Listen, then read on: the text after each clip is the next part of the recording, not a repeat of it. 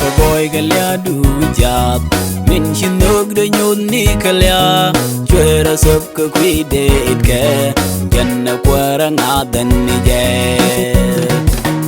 ta ka boy galia du jab min shinok de nyun ni kalia chwera sab ka kwi de itke janna kwara ngadan ni je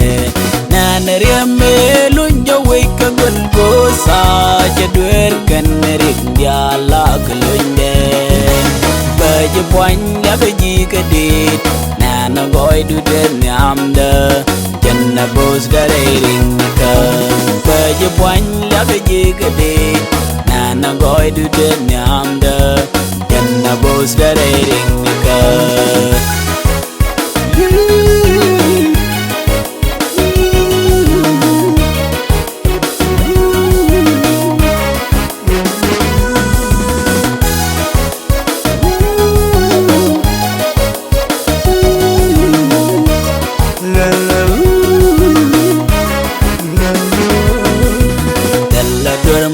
ke je chat chwa je duin moy ke je ka bot chai je gul pin chet ka wen nak ka kwara min jal ga kan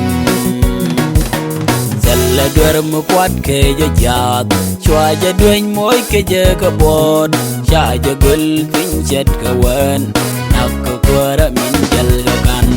min biti dia la chol kwara midi jalya bon me ja je pun pa मेरे अल्पम तो कोकलियस चुलास के दियालमर जन्मलिंग क्वारिंग मॉन मेरे अल्पम तो कोकलियस चुलास के दियालमर